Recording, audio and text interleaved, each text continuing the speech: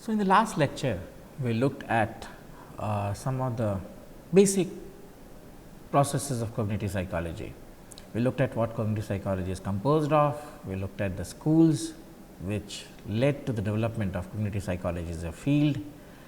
We look at the subject matter of cognitive psychology in terms of mental representations. What are mental representations? What do they represent? How do they combine together to find knowledge? And how mental representations are manipulated, the way they can be expressed, the way they can be understood. In this lecture, we will look at why brain is to be brought into the idea of cognitive psychology. Up till now, we have been looking at mental processes and we have been looking at mental representations and the functions of mental representations. We are looking at how mental representations function.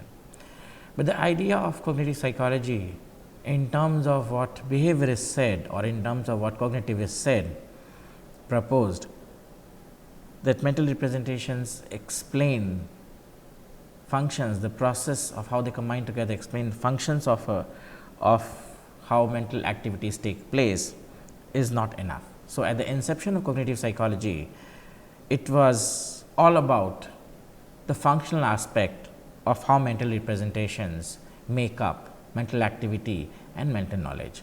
Now, one of the core challenges, one of the main challenges of cognitive psychology is to understand what happens in the mind and how does the mind does what it does. The conception of the mind have been differently put by different people. Philosophers have given one way of what mind is. Psychologists have understood mind in more in terms of consciousness, understanding consciousness, and through the cognitive revolution, the understanding of the mind was put down to or brought down to the understanding of mental representations, understanding mental processes, mental activities, and so on and so forth. But up till now, till the cognitive revolution, the study of mental processes, the study of mental activity, the study of cognition, which is basically the study of mental activities, was in terms of functions. But the mind cannot work on its own, and so it's the idea of mind and brain as a computer hardware and software introduces the first time brain as that system on which the mind works. And so, one of the most interesting fact that has been brought or that has been thought of as by cognitive psychologists is introduction of the brain in the whole idea of study of mental processes, of how mental events takes place.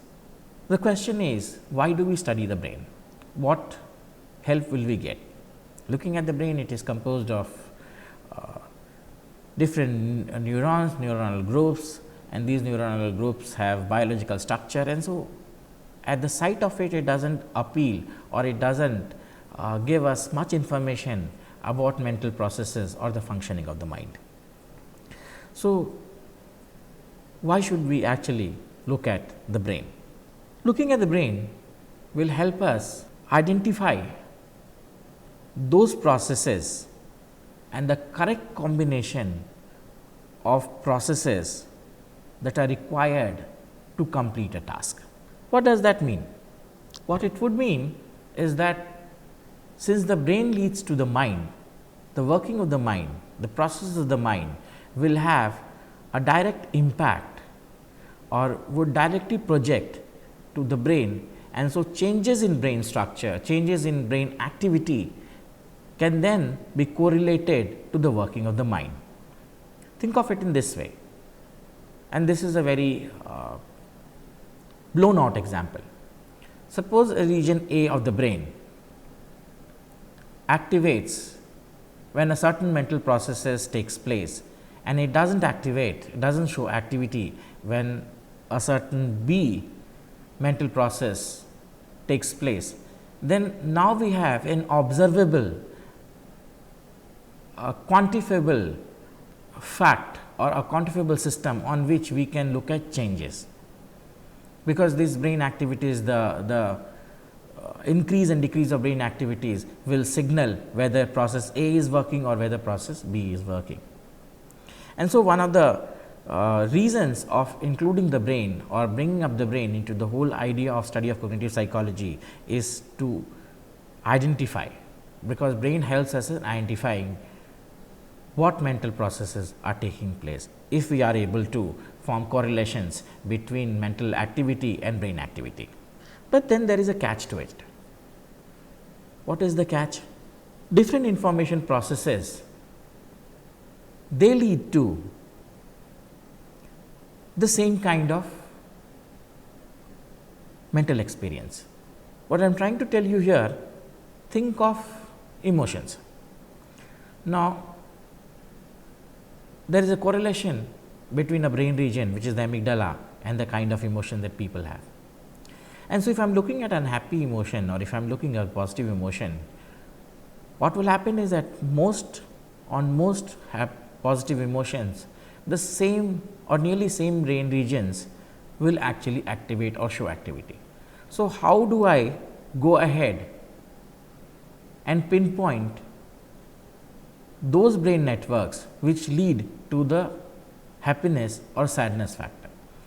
Also, there is no way to tell us how does the brain deduce or give labels to these emotions, whether this is excited, this is happy, and this activity leads to this kind of emotional feeling. So, then the different sort of information processes can produce similar results or can produce similar kind of in outputs is one of the basic problems by including the brain. So, one of the problems is that. Also, there is a problem which is called the structure process trade off. Why does it mean? This is the same thing that I was trying to explain you a little while ago. What is the structure process trade off? I will try to explain this to you in a very easy way. Saul Sternberg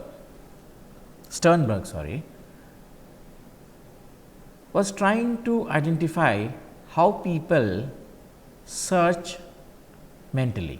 What is the process people use for doing mental search?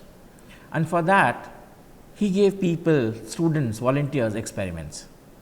So, in the first conceptualization, what Sternberg was trying to do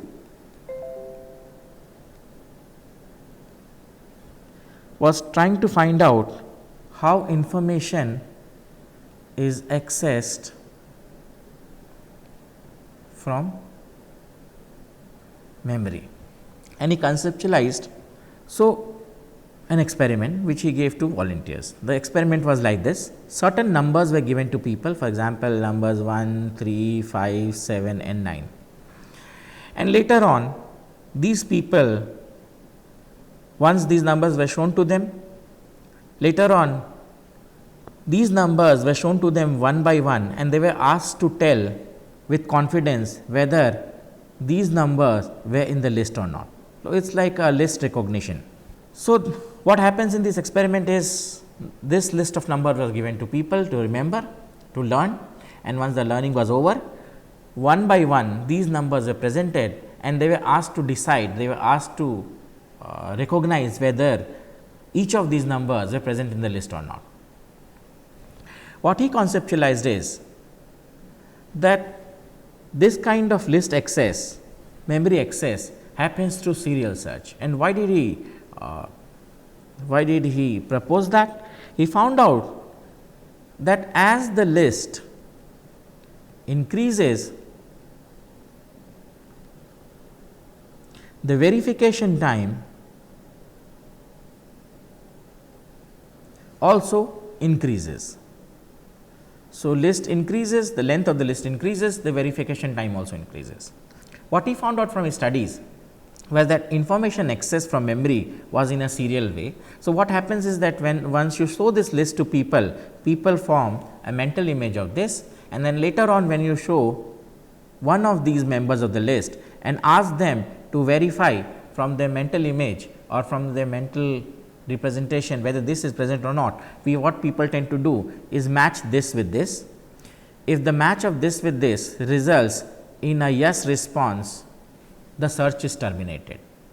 If it is not, you get a negative response here, and so the search goes to the next item. Whether this and this are similar, it is not. So, search goes to the third item, not match, again not match, again not match. The list returns to the first item, verifies it again, and then gives an output saying that it was not present in the list. And this is a serial search. So, what happens is one item at the same time, list 2 is matched to the list, and that gives this kind of a serial search system. And so, obviously, as the number of items will increase, the verification time will increase, because these serial searches have to be more in number. This was what Saul Steinberg proposed, and this is how what he said is the reason for accessing or how information is accessed in memory. But later on, people like Townsend gave a different conceptualization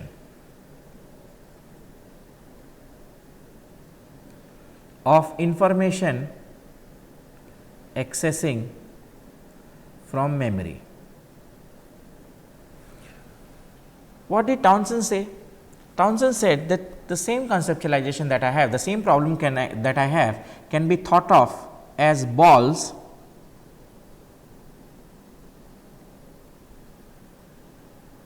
in a plate. And so, now I have 1, 3, 7, 4 and 9, and instead of a serial search, what really happens is information is searched through parallel processes. Information access from memory is done through parallel processes.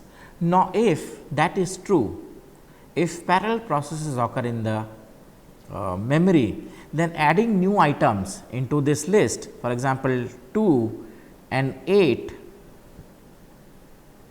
should not increase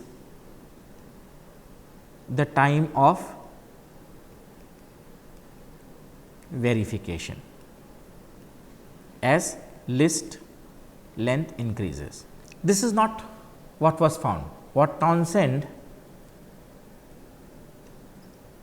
found, that as the number of balls, the number of item increases, the time of verification also increases. So, how do I account for it? For a serial search, it was accounted in terms of the fact that more number of processes are there and more structure is in. So, as the number of processes increases, the number of searches increases, the time will increase. But in this case, when I have parallel searches, here the same structure, in the same structure the number of items are there, but still the time of verification increases. How do I account for this? The accounting for this is done in terms of the number of processes that take place. What happens is, in serial search,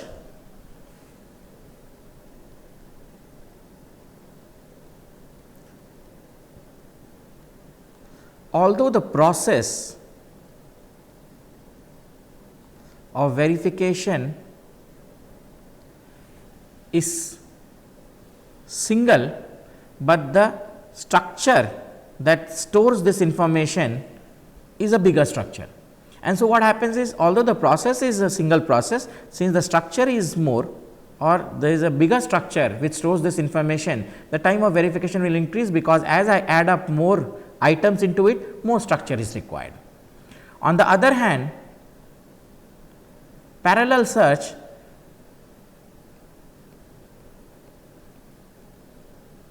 although the structure is same, but the number of processes that are there, the number of comparisons that have to be done, the number of processes takes up for the or accounts for the more time. What will happen is, since there are, let's assume that there are 4 processes which run in parallel. What will happen is, these 4 processes will have to do multiple evaluations, and these multiple evaluations Although this is much faster, but these multiple evaluations are the reason for the increase in verification time. And so, the inclusion of the brain, the inclusion of the idea of the brain gives us a chance to identify what is the reason for the mental activity, or what is the reason how this mental activity is taking place. Another interesting thing is the adequacy theory, is the requirement of adequacy. What does it say? The inclusion of the brain into the understanding of mental processing or mental processes gives us the chance to understand what necessary or what adequate processes or what requirements are there for certain mental process to take place. What does this mean?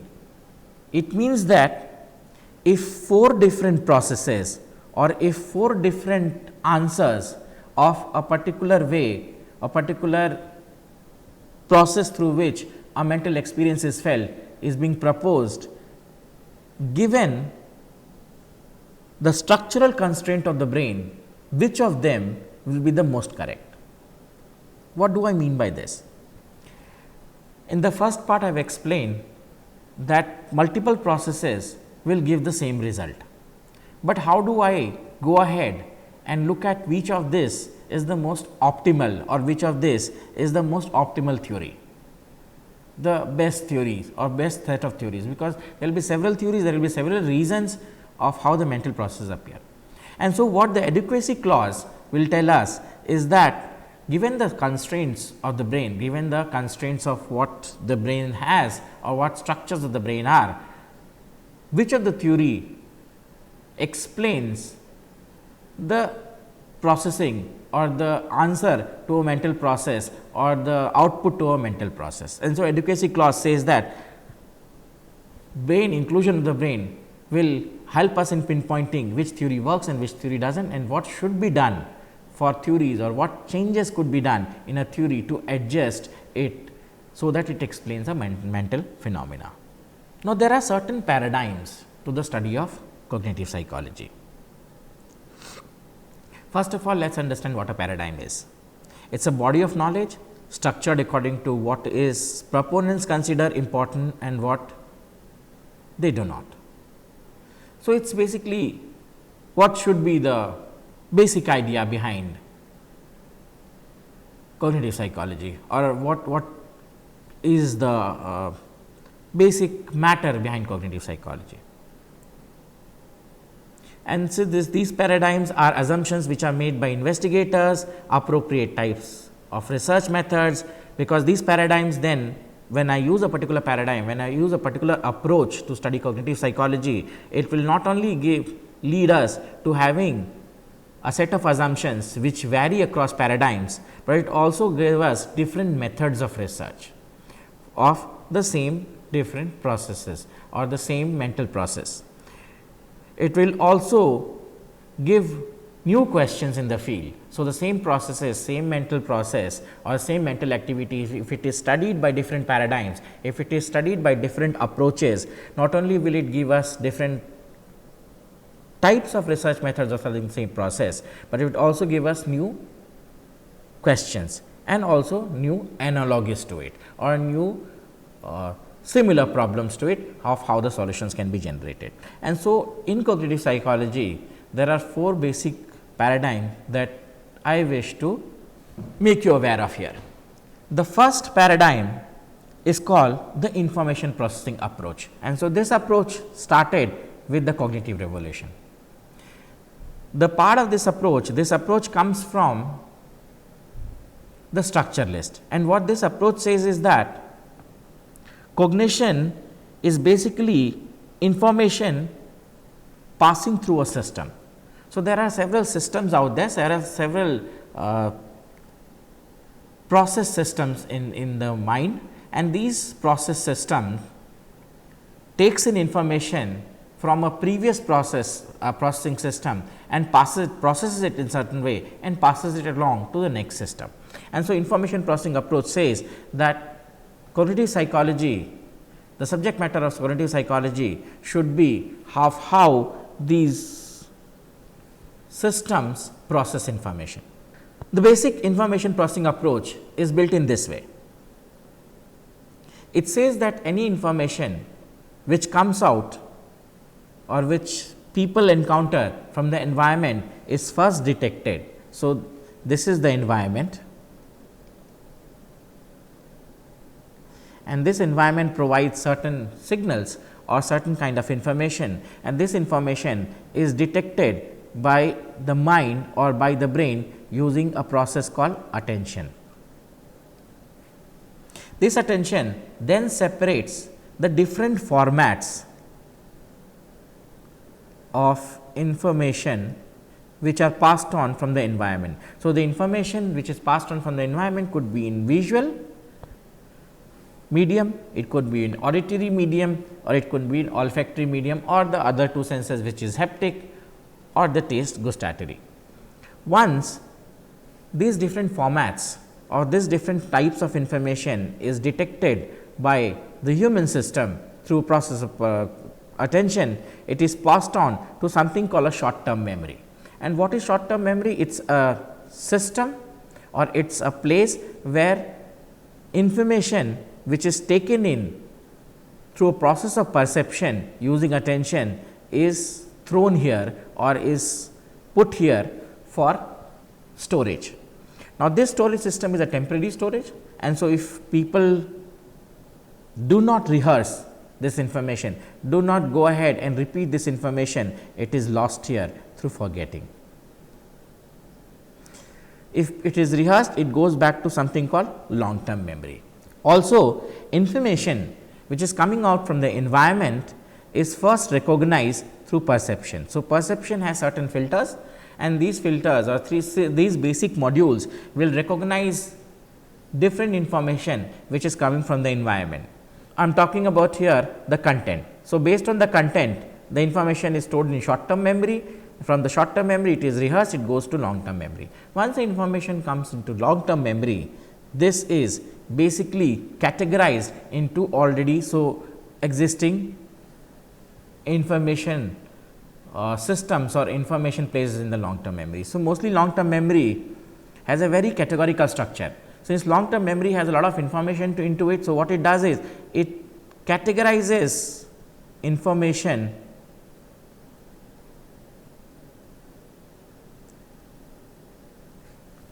into different categories. What are these categories? These categories are generally formed through something called schema. If it is episodic knowledge or if it is semantic knowledge, this categorization is done through something called hierarchical tree structure.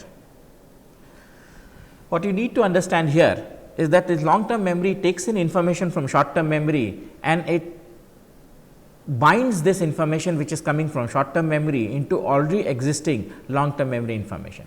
For example, the next time you see an apple, you do not need to learn that this is an apple. What happens is, when an apple is presented to you, this apple is perceived by your perceptual system. The perceptual system identifies its color, shape and these kind of informations, texture, passes on to short term memory. This short term memory takes this information, asks the long term memory in terms of, given the fact that this is the format and this is the meaning or this is the kind of information that is coming from this structure or this mental representation, what could be the long term memory, then compares this information and tells you that this is an apple. Or if tomorrow a black apple comes in. Now, when I taste it, when I see it, it looks like an apple, but the possibility of black apple is not there. So, what the brain will do is take this black colored apple, compare it with features which are existing in the long term memory, and so since the black apple has most of the features which is similar to any other apple, only the color is different. So, what will happen is this black apple now gets stored up or gets included into the category of apples which are already stored in long term memory with one pointer to it or with one exception to it, saying that this is a black color apple, because most apples are green and red in color. So, this is a unique feature which says that it is black in color. So, this is what the information processing approach says. It says that any information comes in or it passes through certain stages, and these stages define how an information or mental activity defines how an information is processed through this system. Now, the information processing approach tells us about the systems, the processes and the goals. What is the systems here? The various systems which help in the processing of information are the sensory memory here, the short term memory here, the long term memory here. What are the processes which help us in understanding this mental experience or understanding mental activity? Are processes like recognition, rehearsal, recoding, reorganization, manipulation, categorization and so on and so forth. And what are the goals of it? The goal is the response, the goal is the understanding. So, in the apple example, the processes which help us in understanding the apple is the short term memory, the long term memory, the perceptual systems. Those are the processes. What are the those are the structures, those are the systems. The processes are the process of encoding, the process of recognition, the process of rehearsal, the process of response manipulation, the process of identification, recognition. These are the process through which you identify this apple, and the response output is storage of a new kind of apple. The response output is the information, the knowledge that a black apple also exists. This is the goal. So, the goal is to understand that apples can also be black is achieved through a system of processes. The second paradigm which has been used or which is popular in cognitive psychology is connectivism. What is connectivism? Now, connectivism is also known as parallel distributed processing model, and what it says is that there are several small units which are connected together, and these connections lead to the formation of mental experience. In the information processing approach, we saw certain systems interacting with certain processes to give a particular kind of a goal.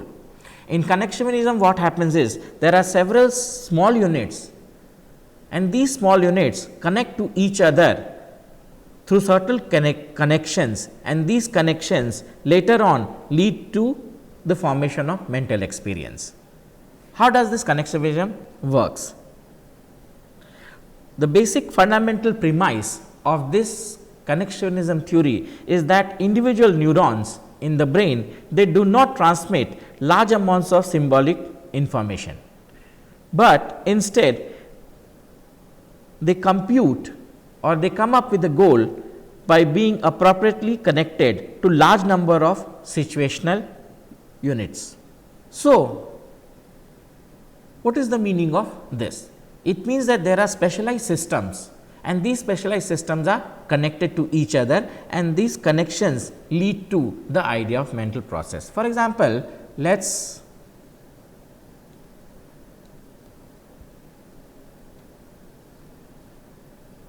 understand how this particular sentence, Robin is a bird,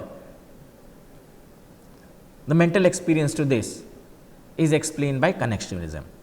Look at Robin.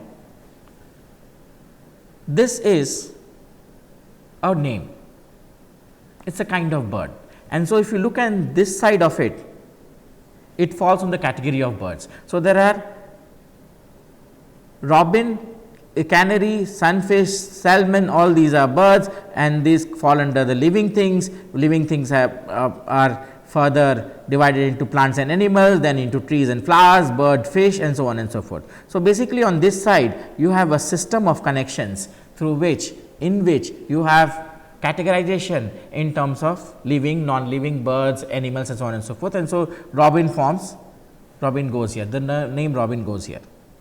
Is basically a connector which defines what is the relation of Robin to the word bird.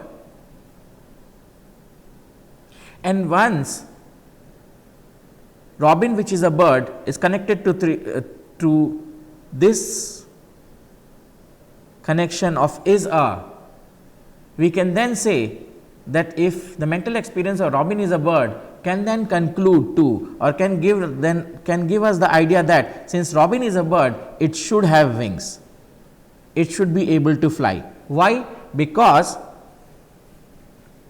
the idea that bird falls under the category of living things, and living things, certain features of living things are there, and these certain features should be present on any member of living things. So, bird is a member of living things, and so everything that is there in the living thing should be present in bird. So, robin, which is basically a bird, should be living, should be locomoting, should be doing daily activities, and certain features of the bird should also be present in them. The basic idea in connectionism is that it is not big processes, it is not big systems and connection between big processes and systems which leads to the formation of mental activity or mental experience, but there are several connections between several networks which are there. There is a network of what a bird looks like, there is a network of what if there is a bird, what is the basic feature of the bird, and so on and so forth, and this is how connections are. So, small amount of units or small units combined together to give us the mental experience. Now, these units which combine with each other to give us the kind of experience that we get when we talk about robin is a bird, they have certain weights, and so weight wise combination will tell us what features should robin have. Now, we will discuss connectionism, the idea of connectionism in detail in the chapter of memory, where we look into what is semantic memory and what is the parallel distributed model there, and how symbolic the hierarchy structure of symbolic memory is, and those things there. But the basic difference between connectionism and information processing approach is, in information processing approach there is one system, there is a set of system and set of processes which leads to the goal, but whereas in connectionism several independent units, they combine together to give us the mental experience. The third approach to studying of cognitive psychology is called the evolutionary approach. Now, what this approach does, it says that the study of mental processes through the ways in which the IP model, the information processing model, and connectivist models look at, they basically do not count for evolutionary features or evolutionary approaches, evolutionary inputs to our understanding of cognitive psychology. So, what they say is subjective matter of cognitive psychology is not only how mental processes are studying of mental process, how mental processes are processed, but there are certain specialized competence which comes through evolutionary input. For example, basic cognitive abilities like language and three-dimensional perception or perception of depth are present in very small children, and they do not need some kind of mental experience for them to develop that. And so, what evolutionary approach says that human beings, they have very specialized areas of competence produced by our evolutionary heritage. Evolution has a role to play in cognitive psychology. So, the subject matter of cognitive psychology, the way of looking at what cognitive psychology should study should not only be the study of mental processes and thoughts, it should also be how evolution has made us think in certain ways or behave in certain ways. What they say, the evolutionary approaches say, is that the human mind is basically a biological system that has evolved over generations, and the development of the human mind has come through a process of natural selection.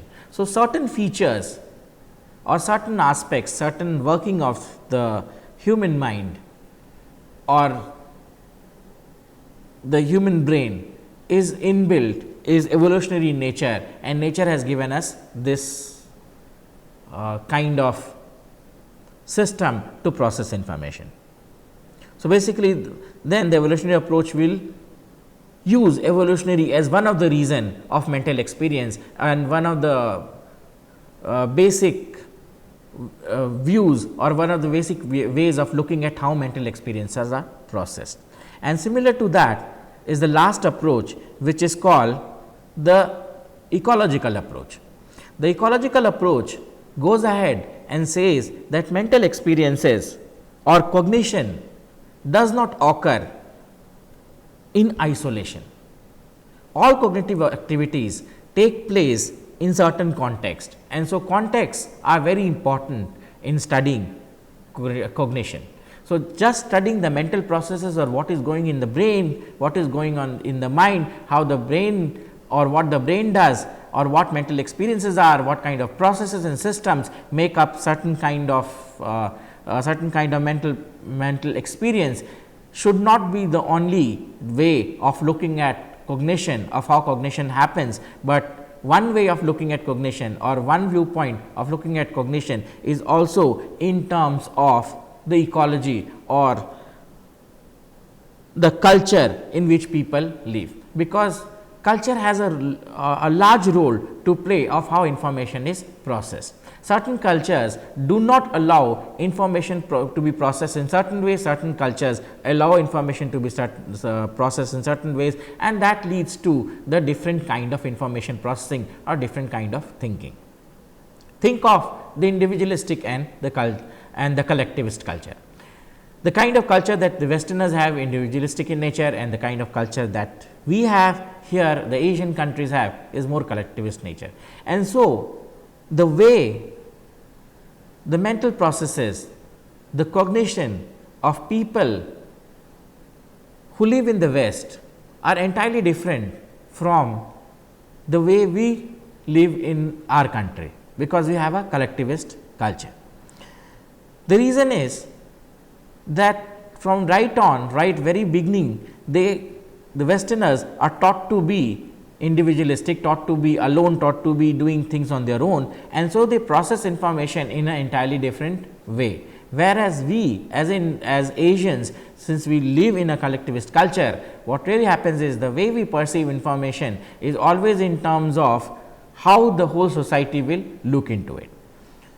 So, basically then the ecological approach says is that all cognitive activities are shaped by the culture and context in which they occur.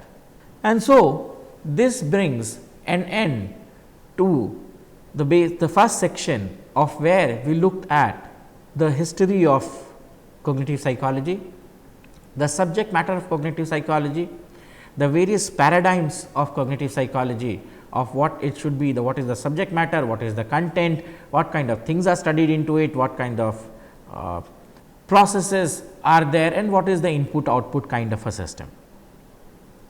This is the basic introduction to the history of cognitive psychology.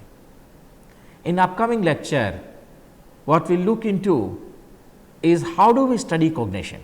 Now, as I said, cognition is the mental processing of mental activities or mental representations.